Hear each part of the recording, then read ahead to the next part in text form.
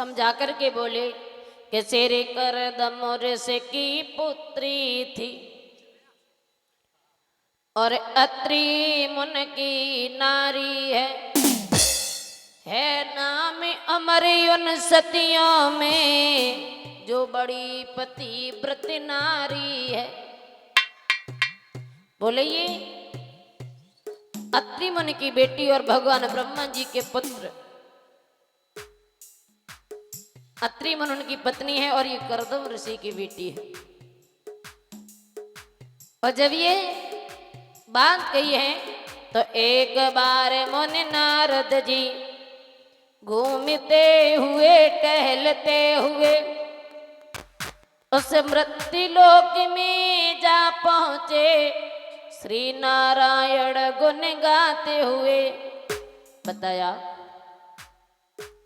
एक समय की बात, नारद जी घूमते हुए जा रहे थे और चलते चलते मृत्यु लोक में पहुंचे। तो चित्रकूट पे पहुंच के नारदी रहे निहारी, नजर बढ़ाई कुटी पे तो बैठी अनसुईया नार। एक समय की बात, बाबा नारद जब चित्रकूट पर पहुंच करके नजर उठा करके देखा तो कोटी पर मां अनसुईया बैठी हुई थी। लेकिन काफी समय हो गया था, बारिश नहीं हुई थी, नदी तालाब इत्यादि सूखे पड़े हुए थे और काफी जीव जंतुओं ने अपने अपने प्राणों को गवा दिया। अत्रि मुनि अपनी पत्नी अनसुईया से कहने लगे, देवी मुझे एक बात बता,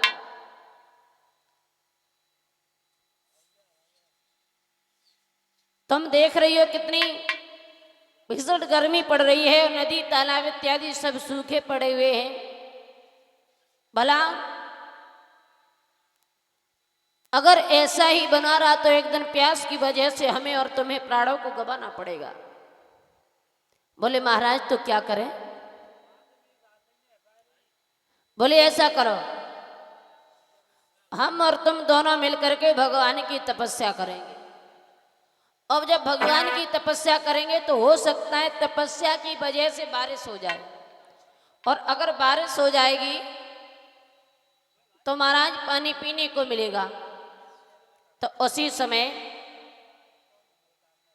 अत्रि मुनि और अनसुईया ने सलाह मिलाई, दोनों भगवान की तपस्या में बैठे हैं। कैसे?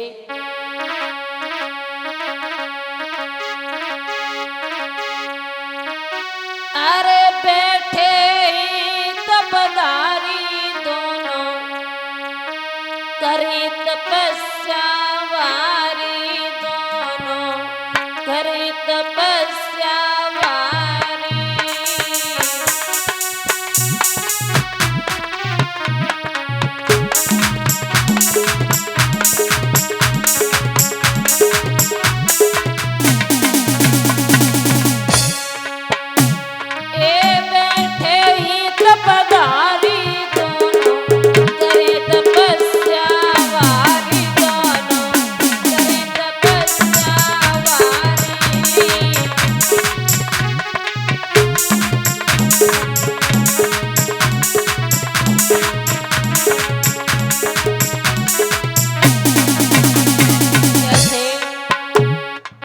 अनसुईया पद सेवा करती,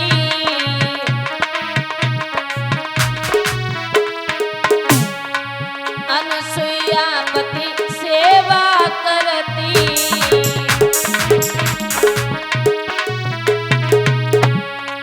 हृदय ध्यान प्रभु को धरती।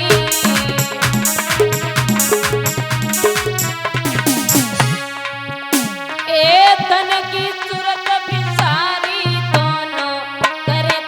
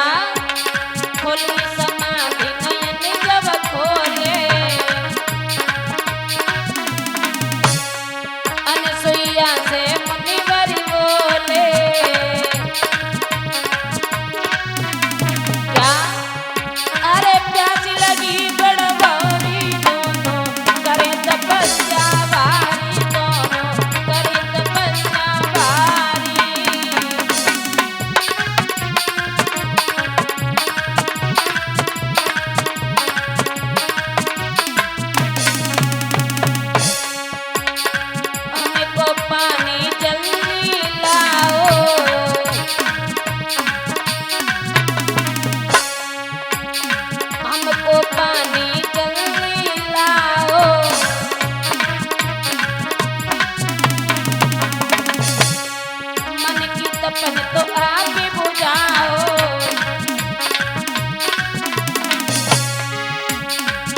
अरे तुम पतिव्रता नारी दोनों करे तपस्या वारी, दोनों करे तपस्या वारी।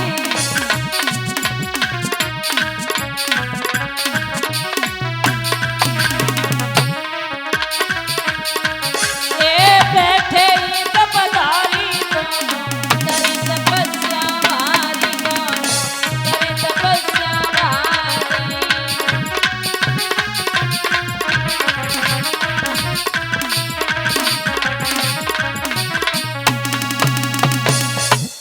महाराज जब अत्रि मुनि और अनसुईया दोनों समाधि में बैठे हुए हैं और भगवान की तपस्या कर रहे हैं, धीरे धीरे महाराज 54 वर्ष बीत गए। धीरे धीरे 54 वर्ष बीत गए, लेकिन पानी की बूंद एक भी जमीन पर नहीं आई। प्यास की वजह से अत्रि मुनि की खुद समाधि खुल गई। और जब समाधि खुली है तो पत्नी से कहने लगे, देवी मुझे पानी पिला दो। अनसुईया हृदय में ये सोचने लगी कि नदी तालाब सभी सूखे पड़े हुए हैं और मैंने 54 वर्ष तक तपस्या की, फिर भी बारिश नहीं हुई। भला मैं अपने पति को पानी कहां से पिलाऊं? लेकिन मेरे पति ने जो आदेश दिया है तो मैं वो काम अवश्य करूंगी। अनसुईया ने कमंडल को हाथ में लिया और जब हाथ में लेकर के कुटी से कुछ दूरी पर पहुंची,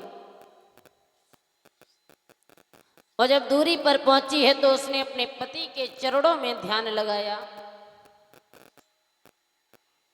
और जब पति के चरणों में ध्यान लगा करके जैसे ही कमंडल को ऊपर किया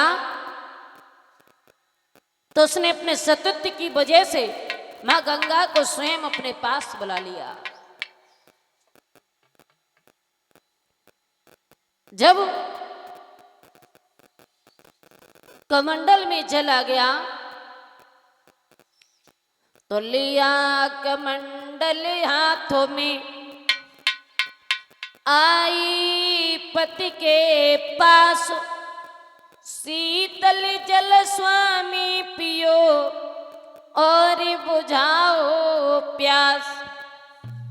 जब कमंडल में जल भर गया तो उस कमंडल को हाथ में लिया अनसुईया ने और वहां से चल दी। अपने पति के पास में आई है, कहा है कि नाथ लो पानी पी लो। और जैसे कमंडल में पानी देखा तो अत्रि मुनि चकित रह गए, विचार करने लगे कि कहीं पर भी पानी नहीं था, नदी तालाब भी सूखे पड़े हुए थे, लेकिन ये अनसुईया पानी लाई तो लाई कहां से? अत्रि मुनि ने उस पानी को पिया और कहा, देवी मुझे एक बात बताओ, मैंने 54 वर्ष तक घोर तपस्या की और तब बारिश नहीं हुई, भला तुम पानी कहां से लाई हो? तो अत्रि मुनि अपनी पत्नी अनसुईया से सवाल करने लगे।